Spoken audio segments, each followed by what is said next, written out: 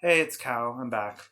My lighting's better this time, so that helps. I have a lamp over here that's working. I actually turned it on this time as opposed to last time where I didn't. Anyway, here's my second video today. This time it's about The Old Guard, which is a movie on Netflix that came out last month that you might have seen. A lot of people saw it. It was trending on there for a while and was in their top 10 for a while. Anyway, my first thing is just how great was Charlize Theron? She was so great. I really want her to become like a female action star, personally. I know she's in her 40s, and that's maybe not the most realistic thing, but honestly, that I think would be the best thing for the action genre is having a female action star. And side note, if you hear a sort of music in the background, I have some royalty free music playing. At least I hope it's royalty free. I don't know. I should probably stop it. It's okay. It doesn't matter. Anyway, I think she should be the new female action star. I think we saw that in Atomic Blonde. I had a brain fart for a second, but it was Atomic Blonde, which had also James McAvoy in it, which I have not seen yet, which I need to see. I'll probably watch it this weekend.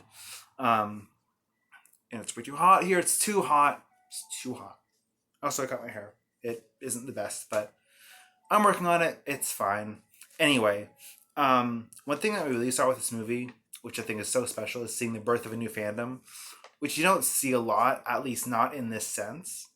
I mean, you'll see things like new TV shows, but you don't see really. I mean, you see it more on Tumblr than anything else. It's really great to see that. It's great to see a new fandom being born and a new franchise, hopefully, because I think if any movie on Netflix needs a sequel and or a TV show, it's this movie because there's so much with this movie that was so good. It had a diverse cast, not all white people, not all straight people, just so great. I'll get more into that in a few seconds probably, because I think looking at the fandom fan fiction element of this movie is fantastic and I love it so much. So the first thing I'm going to look at that with is Joe and Nikki. Good golly gosh, they are so special. I want to protect them. They deserve so much. I want more. They need more.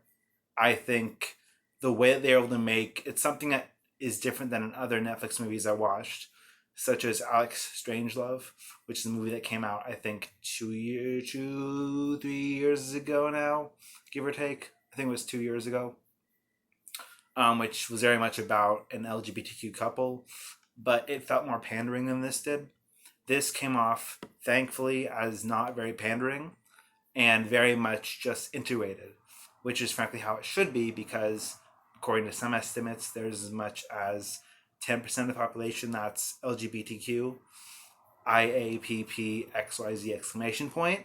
So I think we've got, in this movie at least, a good example of how to do it successfully without sounding like it's pandering, which is similar to what we saw with Love Simon and then later Love Victor, but it's not coming off as pandering, which a lot of times with teen dramas or with Hollywood movies, it can come off as pandering and is not genuine.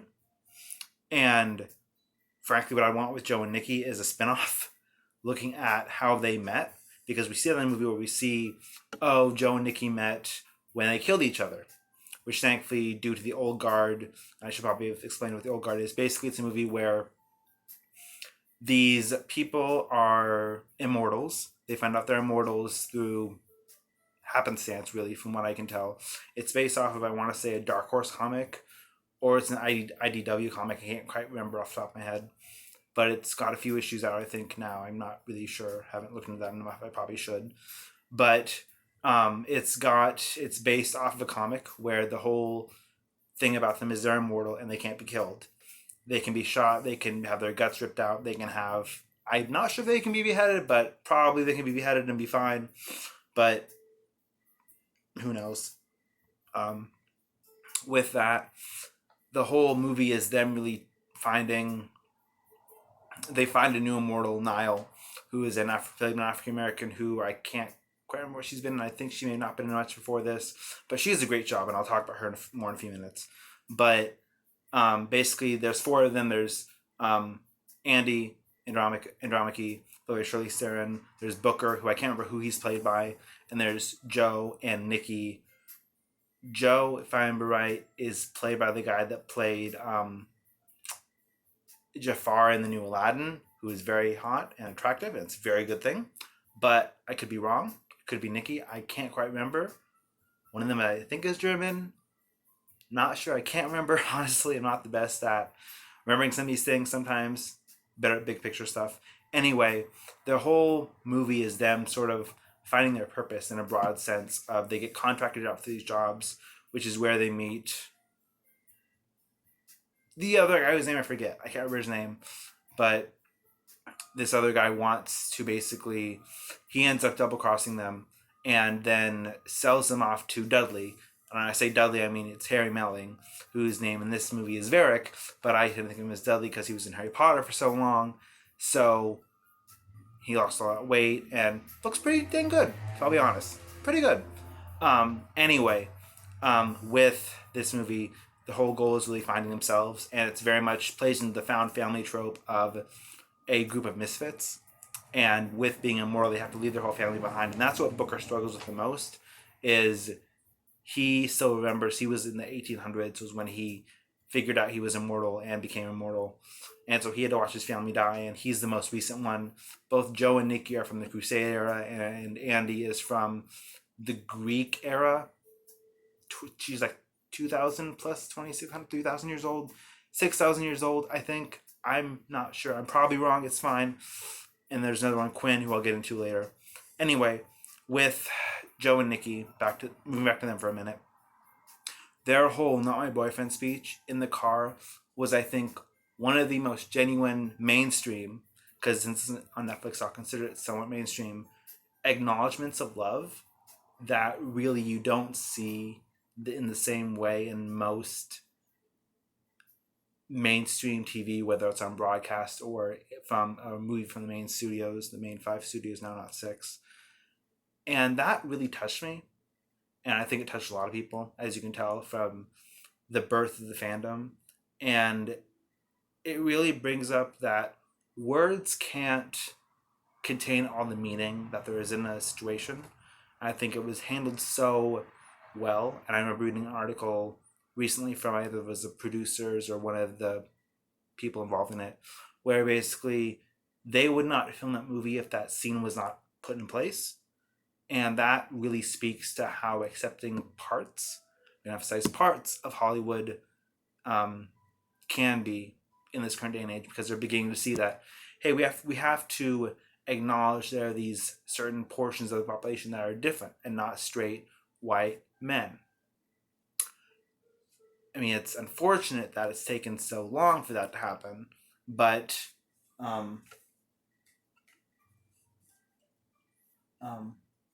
so it's unfortunate that it's taken that long.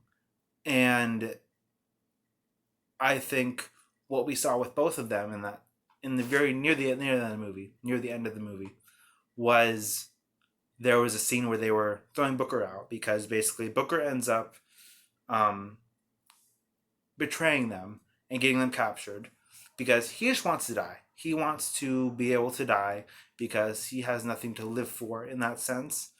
He still is recent enough that he remembers his family, that it really causes a lot of pain within him. And he sells them out.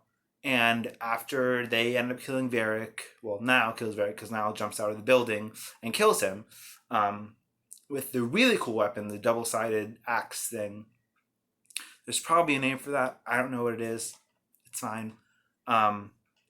And we see on the steps when they're there, it very much feels like they're standing right on the step above Niles, and it comes off as very parental, which is very sweet, and I love it so much.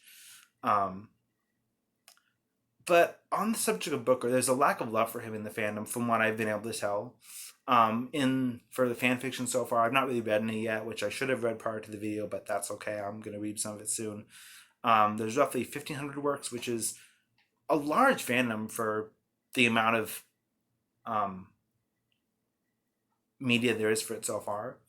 Especially only being maybe 1 or 2 months old. That's a lot. It's the largest in the O section on the movies section of AO3.net. It's the largest um, org. I can't remember. It's the largest category in the letter O, which is honestly, it's a big accomplishment for a new fandom to be that to grow that fast. We've not seen that recently with a lot of things because many things, whether it's Star Wars, Harry Potter, whatever, they're large and expansive fandoms that tend to attract many people. But this fandom, I think, due to the um, due to what it contains, it really shows that it's hopefully fandom that will stay around for a while. But with Booker, I think I do understand the lack of love for Booker because he did betray them. But also, like, you got to remember with his character that his family died, he has no partner. Andy has a bit of that, but she has Quinn, and Quinn's a whole kettle of fish that I think is going to be very fascinating if they make a sequel, which I hope they will, some type of TV series or a special or something. Because anyway, um, on the subject of Quinn, Andy and Quinn are a couple. That's just reality. We saw that with the flashbacks where they're in the cave, and it comes off very pro lesbian, very much they're a couple, and she is fighting to save her. Um, Lord knows what she went through with being in the water for 1,000 years, 1,000 plus years, 400 years. Can't quite remember off the top of my head with how long she was in the water, but um, she had a lot to deal with. Um, but with Andy now becoming not immortal, she will die sooner or later, which is going to be unfortunate for her pairings. But then again, anyone who's been in fan fiction or fandom for long enough knows that death isn't really death. We've seen that with other pairings and other people that I will talk about at some point on this channel. Is that death is not the end for pairings, death is not the end for fandom. Death is just something you can ignore and something that isn't that important, if we're being honest. With most people, if you're passionate about the character, their death doesn't matter. Their death is not important. Their death is just an obstacle to overcome. Um, the question is whether Andy will die by wound or old age. We've not really seen whether once they become mortal, whether they rapidly age or not. I don't think they do based on what we saw with that other immortal whose name I don't remember. But based on what we know, what little we know, or little I know more accurately, they would die from the wound. So if the wound heals at some point naturally, then they're fine and they could live functionally forever. I'm not sure. Um, but it's obvious they loved each other. Like, that's not up for debate, I don't think.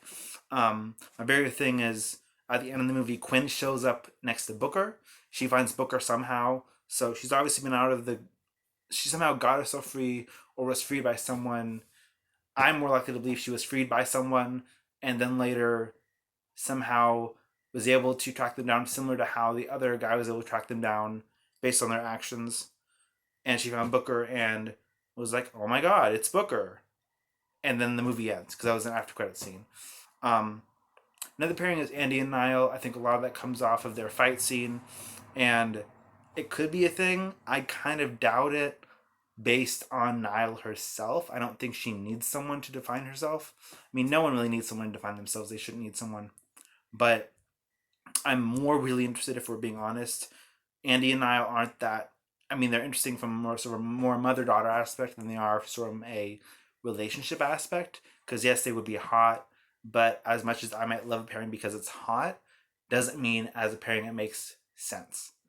I'm more interested in Celeste, who is the worker who's working in that market, that sort of pharmacy she stops into to get bandages because she's never needed them. And I don't know about anybody else, but when I saw that scene, I was just like, "This is the birth of a pairing." Makes me sad is that on AOF there's only I think 10 to 16 fics for this pairing, which is unfortunate. But it just felt so intimate, and Andy was also so clueless. It was so sweet seeing Celeste to take care of her injuries, which is very much a trope in fan fiction of wump and or hurt comfort of someone caring for someone else and showing their true colors and how they love each other. So that was really, really nice.